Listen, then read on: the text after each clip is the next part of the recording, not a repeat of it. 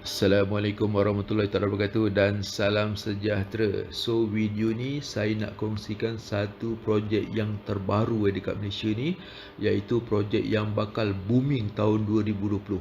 Iaitu projek apa? Projek yang melibatkan mobile fintech.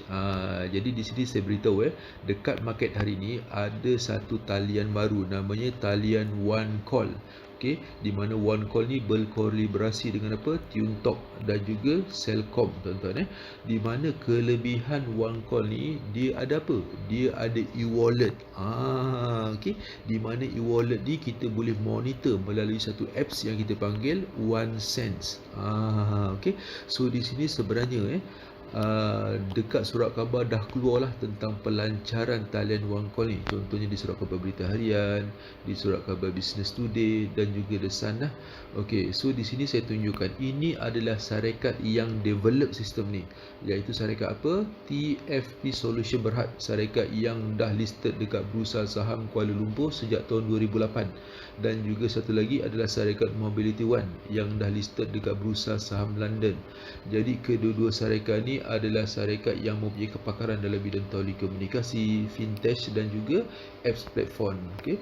Jadi syarikat ni dah dapat status MSC dan ada lesen lesen apa dengan Bank Negara tentang e-money dan sebagainya lah.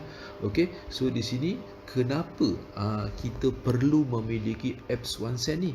Okey, pertama sebab dia develop oleh syarikat yang dah public listed, maknanya company yang strong lah.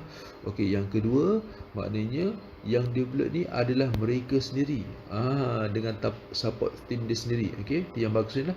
Yang ketiga maknanya aplikasi ni adalah own application, semua mereka yang cipta. Okey, dan seterusnya yang paling bagusnya diintegrate antara mobile service, e-wallet dan remittance. Itu yang paling penting lah. So di sini seperti yang kita tahulah, sebenarnya kerajaan kita ni hari ni menggalakkan apa? Semua rakyat Malaysia belajar ataupun belajar menggunakan e-wallet dah. Sebab apa? Sebab kita ke arah negara maju, iaitu cashless. Kita tak akan gunakan tunai di masa depan. Okey, di mana kerajaan peruntukkan RM30 kepada setiap rakyat Malaysia yang nak belajar.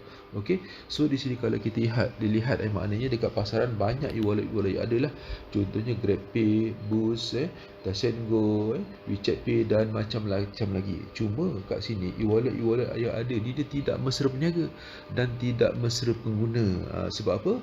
Pertama maknanya peniaga tetap keluar kos yang tinggi untuk tarik pelanggan-pelanggan.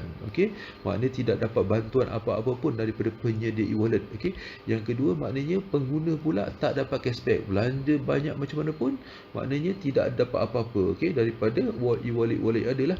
Okey, yang untung siapa? Yang untung adalah penyedia e-wallet saja. Okey, so tak win-win situation lah. Jadi di sini OneSend ni dicipta supaya apa? Supaya win-win situation. Maknanya pengguna untung, peniaga pun untung. Jadi kita boleh katakan OneSend ni satu aplikasi yang mesra pengguna dan peniaga. Okey, dari segi peniaga pula macam mana? Okey, peniaga di sini maknanya dia boleh iklankan produk dia, okey, di dalam mana? Di dalam apps OneSend ni. Ni yang paling penting lah. Yang paling penting maknanya peniaga ni hanya beri rebate saja kepada platform, okey. Dan seterusnya maknanya pelanggan akan datang secara berterusan.